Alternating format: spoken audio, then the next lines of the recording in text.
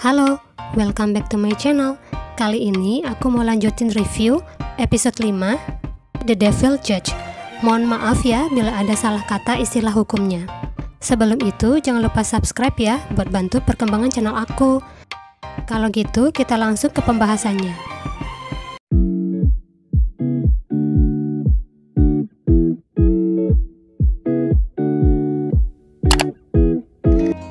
Yohan tidur di kamarnya, tapi dia terus memimpikan peristiwa kebakaran gereja itu. Di situ, dia melihat sang kakak. Tiba-tiba, Gaon masuk melihat keadaan Yohan, tapi Yohan menolak perhatian Gaon. Elijah yang datang pun langsung menyindir Yohan, karena merasa terus dihantui mimpi buruk ayahnya. Gaon datang ke ruang kerja Yohan untuk minta maaf, dan dia mengajukan pindah dari majelis hakim. Gaon pun terang-terangan kalau dia telah menyelidiki masa lalu Yohan di persidangan. Dia memahami amarah di diri Yohan, tapi Yohan menolak Gaon untuk memahaminya. Bagi Yohan, dia akan memberikan dua pilihan ke Gaon, menghalanginya atau berada di sisinya.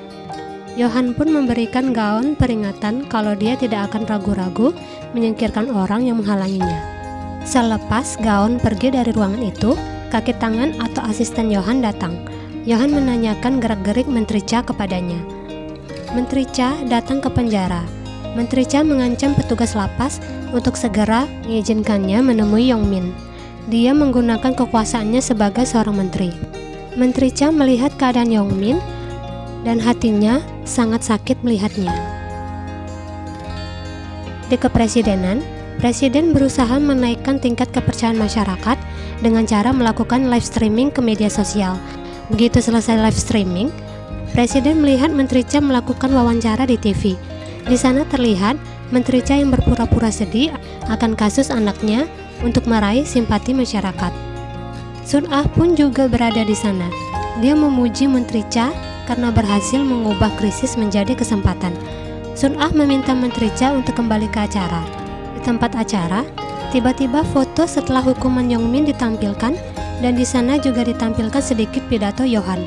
Menteri Cha yang melihatnya langsung menoleh ke Sun Ah dengan sangat kesal, tapi ditutupinya dengan berpura-pura sedih, mengatakan kalau Yongmin pantas dihukum. Yohan yang melihat acara itu langsung paham kalau mereka ingin mengubah arah pendapat masyarakat terhadapnya. Dia pun menelpon asistennya, memintanya mencari tahu siapa orang di belakang Menteri Cha, dan dia ingin tahu trik apa yang akan dipakai oleh Sun Ah. Gaon kembali bekerja di Mahkamah Agung. Di ruangannya sudah ada Jinju yang menyambutnya dan juga produser TV. Mereka mengucapkan selamat atas kembalinya Gaon bekerja sebagai majelis hakim. Sepulang kerja, seorang pria melaporkan kalau Yohan telah pulang kerja.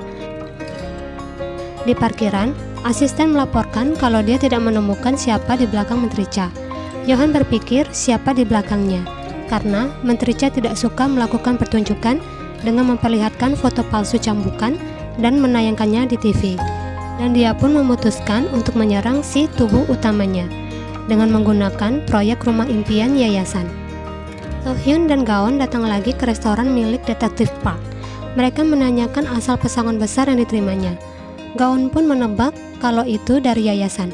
Detektif Park langsung panik, dia pun melarikan diri. Gaon dan So-hyun berusaha mengejar tapi tidak berhasil. Gaon menceritakan kasus kakak Yohan ke So-hyun, tapi So-hyun tetap curiga ke Yohan. Dan kalaupun itu benar, So-hyun tetap beranggapan Yohan melakukan hal yang berbahaya. Dia tetap meminta Gaon juga jaga jarak darinya. Yohan mengajukan kasus baru. Pak Jo yang melihat kasus itu langsung menolak, dan dia berkata kalau kejaksaan akan memilih sendiri kasus apa yang akan tampil di persidangan langsung. Dan dia mengancam kalau bukan Yohan seorang hakim hebat yang mereka miliki. Yohan yang mendengarnya hanya diam, dan dia pun melontarkan sindiran pedas hingga Pak Jo marah. Di hari persidangan, terdakwa kali ini seorang aktor terkenal, Nam Seok-hun, atas kasus kekerasan seksual berulang. Jaksa penuntut tersenyum melihat kasus ini. Dia mengumumkan tuntutannya. Yohan tersenyum melihatnya. Ternyata kejaksaan lebih memilih kasus selebritas daripada kasus orang berkuasa. Yohan bertanya apa Seok-hun mengakui tuduhan itu. Dengan berat hati, Seok-hun pun mengiyakan. Jaksa penuntut merasa telah menang dari Yohan. Dia pun mengajukan hukuman penjara 20 tahun dan mengajukan hukuman kebiri secara fisik. Semuanya sangat terkejut, tapi jaksa penuntut seolah melakukan itu karena tindakan Yohan yang terakhir. Di tengah persidangan, Sun Ah datang. Yohan yang melihatnya langsung mengerti maksud dari persidangan ini. Dia pun menunda sidang untuk mendengar pembelaan terdakwa. Sun Ah terus memandang Yohan yang berjalan ke arahnya.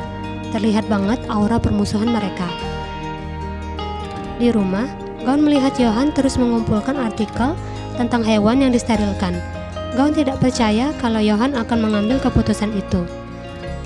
Di depan kantor Mahkamah Agung, Gaun terus memperhatikan motor pengantar barang.